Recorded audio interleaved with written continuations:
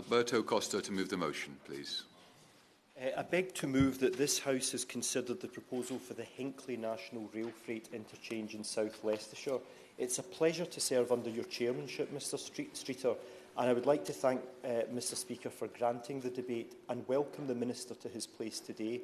I should like to say at the outset, Mr Streeter, that the Minister and I spoke last night about this, and I'm very grateful for the comments that the Minister made to me. And I know that he has quite a few words to say about it today, so I may curtail my speech as a result, but I'm very grateful to the Minister for his time last night. I would also like to thank colleagues for joining me this afternoon on what is understandably quite a unique issue for South Leicestershire, though one that is of course representative of an issue other members might encounter in their own respective constituencies. The proposal for the Hinckley National Rail Freight interchange is for the construction of a purpose-built logistics hub to the south of the village of Elmsthorpe in my constituency. It would be built with access to the existing two-way railway track between Birmingham and Leicester, allowing for freight train entry, along with local road access for the entry of a quite substantial number of HGVs operational 24/7. Of course, yes. I'm very grateful to the South Leicestershire bringing this debate forward, as of course it has a knock-on effect on my constituency, neighbouring. I just wonder at that point what his thoughts are on the impact that it being open 24/7 might have. Well, before I answer that point, could I welcome my honourable friend to this Westminster Hall debate? I appreciate he cannot speak this afternoon because he's yet to give his maiden speech, but could I say this rail freight interchange will impact as much in his constituency of Bosworth and Hinckley as it will in my constituency of South Leicestershire. And in respect of his question, having an impact 24/7 on the current infrastructure, let alone what is proposed, which is very modest in terms of additional infrastructure, will have a detrimental impact on his constituents as well as mine. Now, if I may, Mr Chairman, I would like to put the location of this proposal into some context. The planned site for the Hinckley Rail Hub would, in its totality, encompass a 440-acre area of land, which, for a size of comparison, is like almost a quarter of the size of Gatwick International Airport. We're talking about a very large area. And this is currently beautiful, rolling South Leicestershire countryside. The site will neighbour the historic and picturesque county villages of Elmsthorpe, Stony Stanton, Sapcut, Sharnford, Aston Flamville, Potters Marston, Croft Huncut, Thurleston and Wigston Parva, collectively and colloquially referred to as the Foss villages. Now, I appreciate those colleagues in this room, with the exception of some members in the public gallery, much to their detriment, Mr Chairman, will not be familiar with the Foss villages. But these are settlements, many of which date back to medieval times, which vary in size, but given their location, share a collective bond in this portion of Leicestershire. Now, my constituents in the Foss villages contend with overburdened infrastructure at the very best of times. Yes, of course. Thank you. I'd like to thank you for giving way. Looking at the overall picture, though, won't there be an environmental benefit of getting freight off road onto rail? And should a study be done to try and demonstrate that fact? I thank my honourable friend for his intervention. I entirely agree, and it is government policy to take HGV, or reduce HGV traffic by taking freight off our principal road arteries and onto rail. But the concern about this specific proposal is that often developers propose a purported rail freight head development, when in fact all they want is really a very large logistics park. And we must be ultra cautious that in this particular development, it's not just a front for yet another large-scale logistics park. Yes, of course. In reference to that point, actually, and taking freight off the road, so that's a really great idea. One of the problems that I'm concerned about in my constituency, though, is that if this rail freight goes ahead, actually would there be more congestion in our already congested roads in terms of getting around, particularly around the A5? Perhaps actually if money was spent on improving the A5, that in turn would allow something like this to maybe go forward in the future. Well, my honourable friend is absolutely right, and as I alluded to a moment ago, the infrastructure as it already is at times at capacity. So you look at the A5, for example, we'd been discussing this 3 or 4 years ago about dualling the A5 all the way to the M1. That's not yet happened. There are safety issues with the A5. So it is of concern to my constituencies, and no doubt my honourable friends' constituents, that this proposal will add to a road system which, frankly, is not equipped to take this extremely large number of proposed HGV traffic. Now, my constituents in the Foss villages contend with, as I've said, overburdened infrastructure at the best of time. But furthermore, the proximity of this site to the already existing logistic hubs in Leicestershire is of paramount importance. Magna Park is already one of Europe's largest logistics parks, and it is already proposed to double in size. It's near to the market town of Lutterworth, and it's only a few miles south of my honourable friend for Bosworth and Hinckley's constituencies.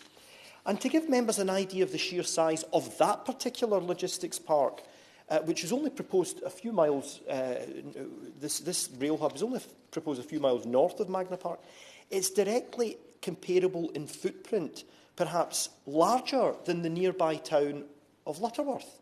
So the existing logistics park, particularly its doubling in size, is enormous. And to have yet another large logistics park under the guise of it being a rail freight head terminal is problematic and grossly unfair to people that like the quality of life in that part of Leicestershire. Now, while I appreciate the strategic importance of sites such as Magna Park and this proposal situated in the so-called Golden Triangle, the intersection of the M1, M69 and M6 motorway, meaning that about 80% of the Great Britain population can be reached within 5 hours, there are deeply concerning factors that must be considered. The environmental impact of this proposal has been at the fore of many of my constituents' concerns. And as I've mentioned, the existing site for these plans, as it stands today, is to concrete over beautiful rolling countryside. It's luscious green fields as far as the eye can see. Chairman, if you were standing in those glorious South Leicestershire fields today, you also would quite easily spot the nearby local nature reserve of Burbage Common, most of which is located in my honourable friend's constituency. And if I may speak for my honourable friend, that common is a mix of semi-natural woodland and unspoilt grassland. It's a 200-acre site in size. It is used daily not just by his constituents, but by mine, as an area for walking, horse riding, exploring and orienteering. Quite frankly, I am more than a little bit jealous that the common sits in the constituency of my honourable friend, but who knows, we might have a boundary review, and I know what I'll be asking for in that boundary review. Of course. You may not be surprised to know I'd be reluctant to see Burbage Common move from that. I just wonder if he's ever been down to Acon's coffee shop and indeed seen how much it's well used by walkers, ramblers and indeed dog walkers down there, because it's one of the central points when people go to Burbage Common. They enjoy having a coffee and then using that time to relax after walking around what is a beautiful common. Well, my right honourable friend, sadly I've not yet visited that particular locality, but my constituents do visit it, and I look forward to be taken to that locality by my honourable friend to celebrate his maiden speech once he's given it. But in all seriousness, as I said, Burbage Common is a site of unspoilt and quite unrivalled natural beauty. It is also quite significantly home to Burbage Wood, a site of special scientific interest, where rare wildflowers, over 20 species of butterflies and over 100 different species of fungi and over 25 species of mammals can be found.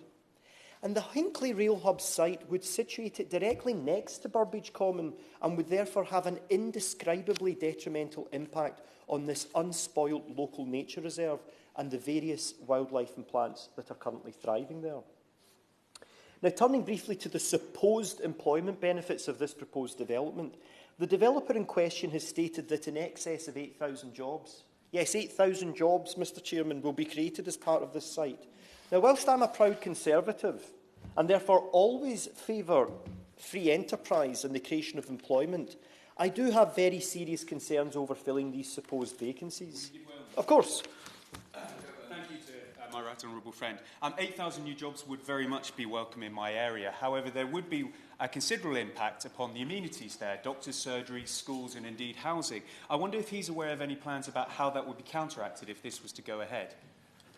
I'm not aware of specific plans on how that would be counteracted, and these are certainly the concerns that constituents are rightly raising.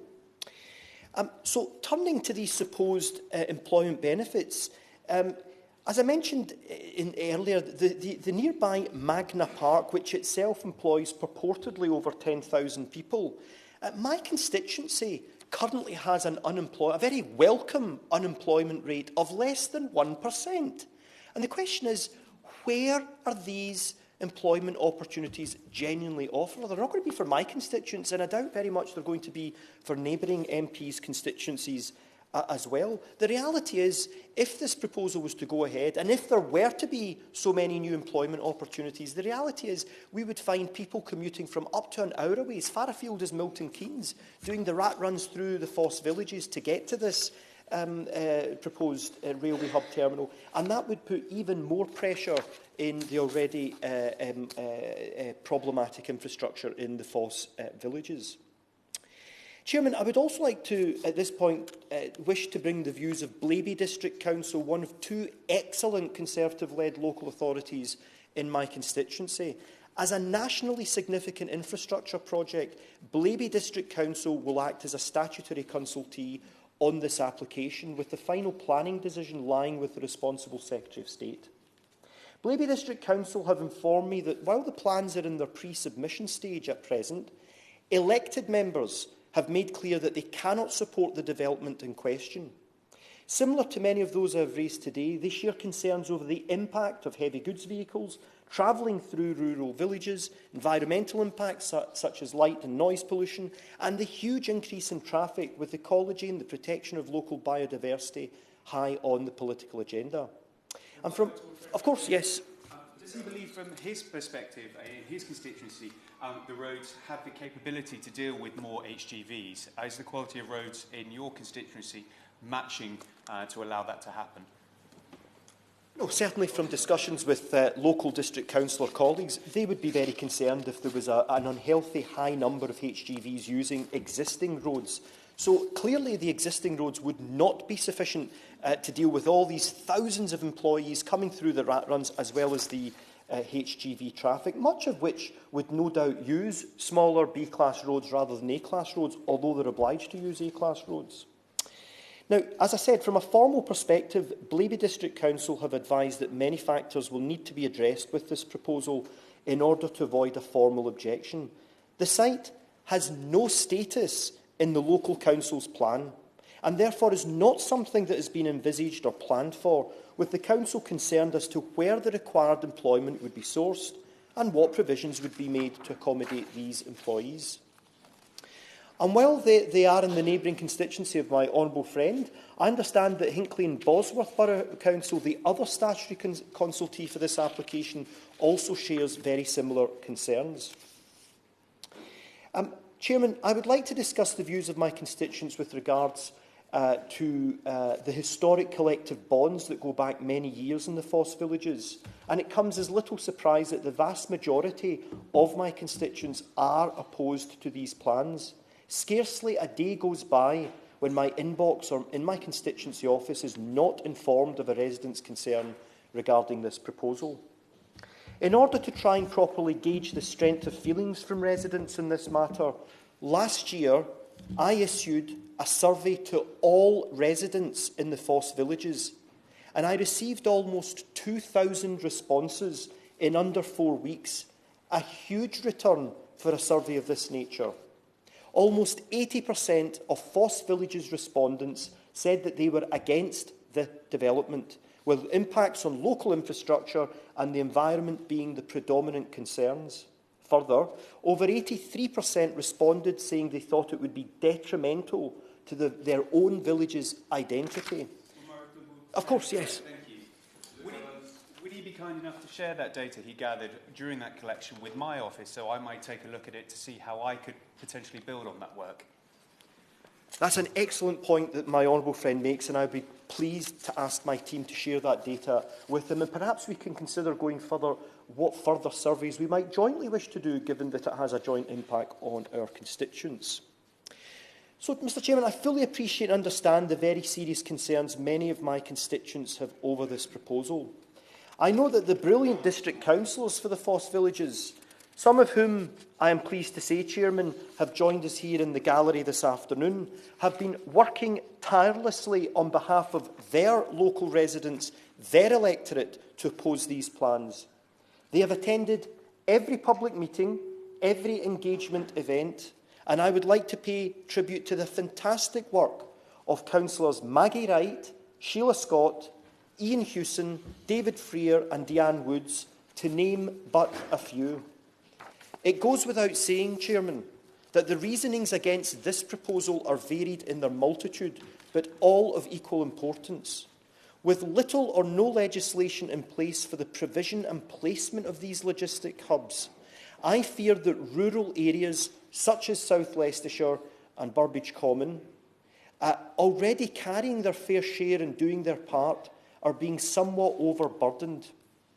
So I'd ask the Minister and his department, and the Secretary of State, to whom I know the Minister will discuss this matter with, to kindly look into this matter and the concerns of my constituents, to see that the plans for the Hinckley Rail Hub terminal and similar such ones are given the necessary scrutiny they require and deserve, and commit to ensuring that the views of the people of South Leicestershire and Bosworth and Hinckley are properly taken into account before any decision is made. Thank you, Mr Chairman. The question is that this House has considered the proposal for the Hinckley National Rail Freight interchange in South Leicestershire. Minister to respond, Mr Luke Hall. Thank you, Mr Streeter, and it's a pleasure to serve under your chairmanship. Can I start by thanking my honourable friend, the member for South Leicestershire, for securing what has been a clearly important debate to many people in his constituency and beyond the borders. I think it's been an informative discussion that we've had here this afternoon. Before describing our policy in relation to the development of strategic rail freight interchanges, I'd be grateful to provide some of the context for this debate.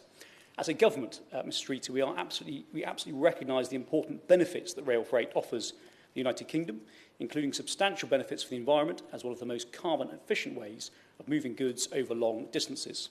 The sector also delivers economic and social benefits through cost savings to the industry, supporting employment and reducing congestion, with rail freight resulting in 7.2 million fewer lorry journeys each year.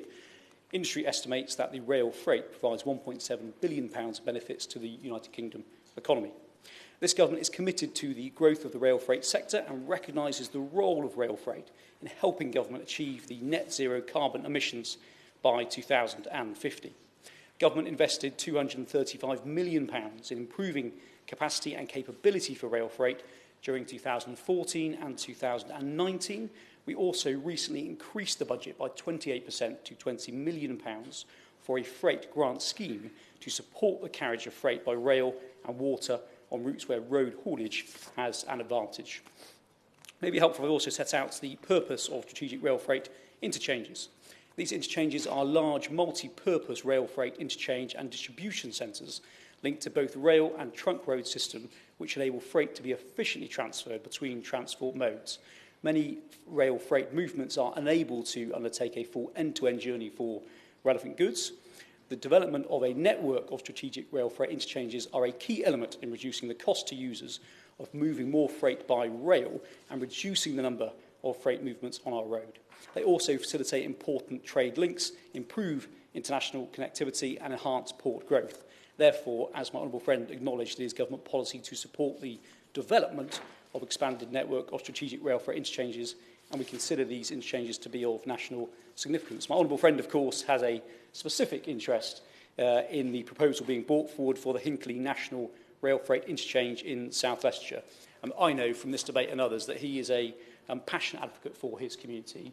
He's absolutely right to have brought this debate to the floor of the House today, and I know that he has made his thoughts and concerns heard at a ministerial level. We'll absolutely be having those discussions with the Secretary of State. And I think now it's really important for, this has been a good opportunity for us to understand the depth of feeling in his constituency about this matter. Can I reassure him that he has absolutely achieved that objective of making sure that his voice is heard at that level, and residents across South Leicestershire are having their voices heard too.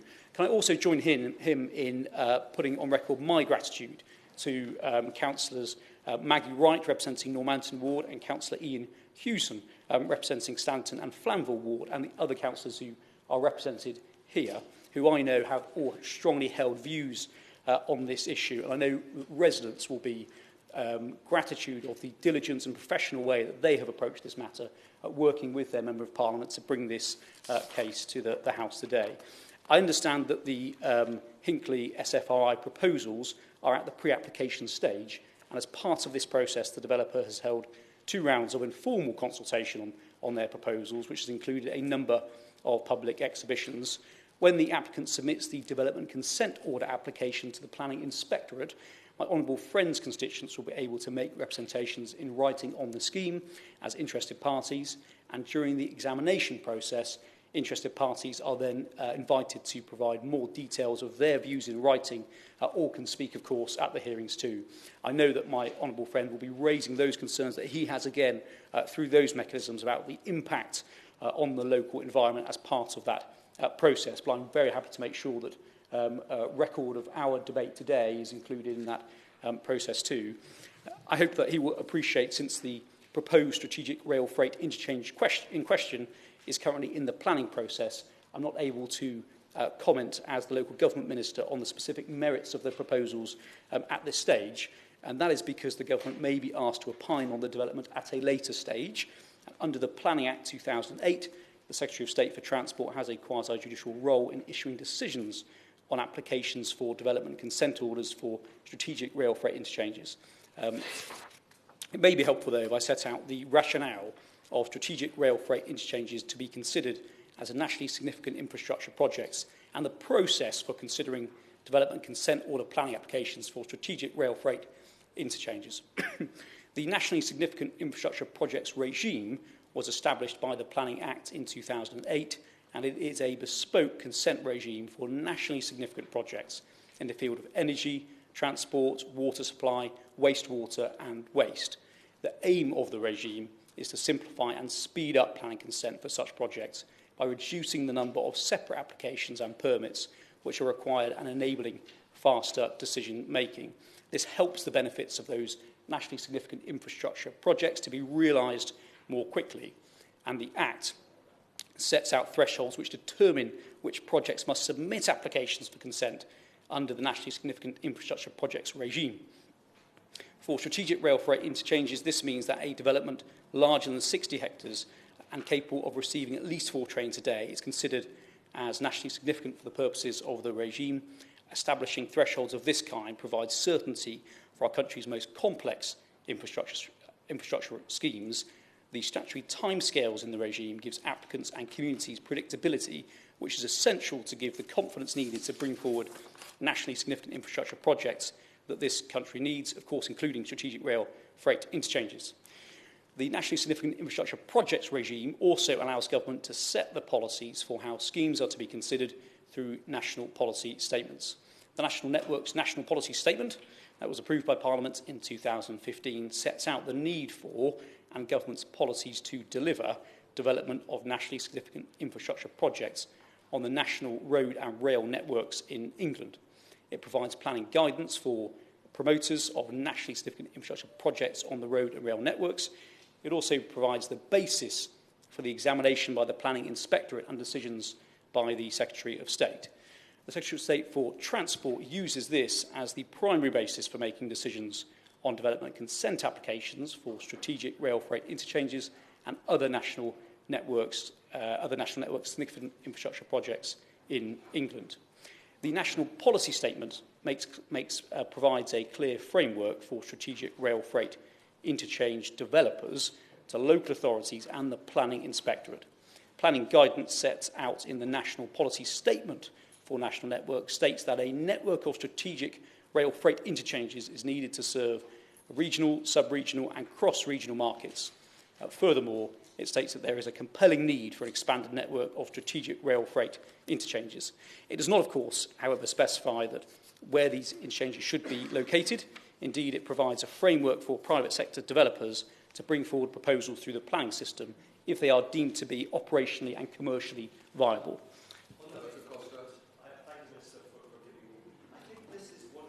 core problems that we have, the lack of government guidance on where these logistics parks stroke nationally significant infrastructure developments should be located. And I would be grateful if the Minister could perhaps ask the Secretary of State or the other responsible Minister to write to me about the lack of a government framework policy on location of large logistics parks. Very happy to have that conversation and make sure that he receives that information assurance that he has asked for. The development consent order planning application is tightly bound by statutory timescales which Parliament has set. The application and examination into a proposed development is undertaken by the Planning Inspectorate on behalf of the Secretary of State for Transport. The Inspectorate will decide whether the application meets the required standards before proceeding to an examination. I can assure my honourable friend that the views of communities affected by interchanges are fully taken into account as part of this planning process. The Inspectorate will consider, in deciding whether the application can progress to examination, whether the developer has fulfilled its statutory duty to consult with local authorities and local authorities affected by the scheme. Indeed, community engagement is fundamental to the National Significant Infrastructure Project regime's operation. Developers are required to consult extensively before an application is submitted and considered, and where the consultation has not been carried out in line with the statutory requirements, the Planning Inspectorate can refuse to accept an application. Local authorities and communities also have the right to be involved during the examination of a project.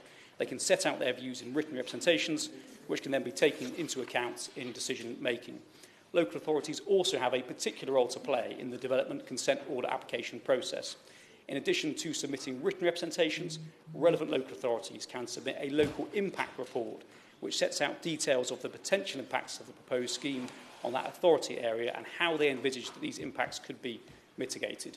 The examining authority and Secretary of State must have regard to this under the Planning Act 2008, and the Planning Inspectorate has 6 months to carry out the examination into the proposed development, which may include a public inquiry, where the views of the affected communities can be expressed. A report of the findings and conclusions of the proposed development, including a recommendation, is then issued by the Planning Inspectorate to the Secretary of State within 3 months. The Secretary of State then has 3 months to issue a decision on the proposal, and if for any reason a decision cannot be issued in this time, a written ministerial statement would need to be laid in Parliament, setting out a new deadline. I'd like to assure my honourable friend that in considering any proposed development, the Planning Inspectorate and the Secretary of State weighs its adverse impact against the benefits. This includes the facilitation of economic development, including job creation, housing and environmental improvement, any long-term or wider benefit, any longer-term or cumulative adverse impacts, as well as any measure to avoid, reduce or compensate for these impacts. I'm just about to conclude, but the rail freight sector is vital to the prosperity of the United Kingdom economy.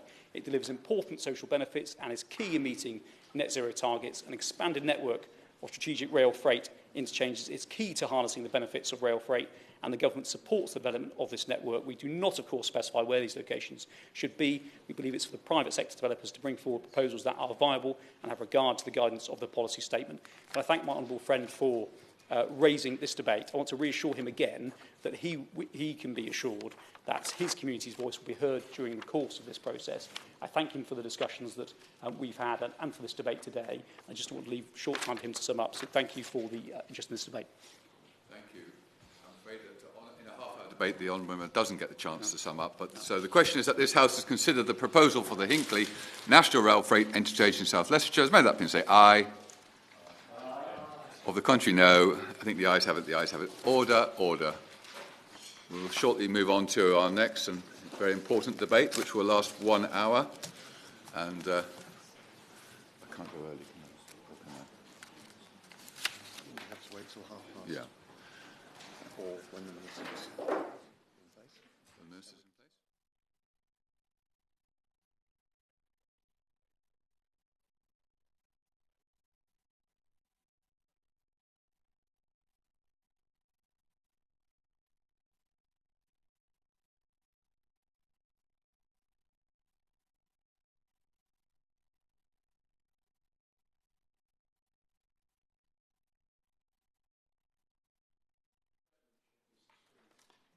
The simple reason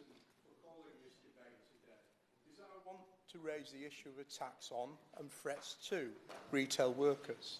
Although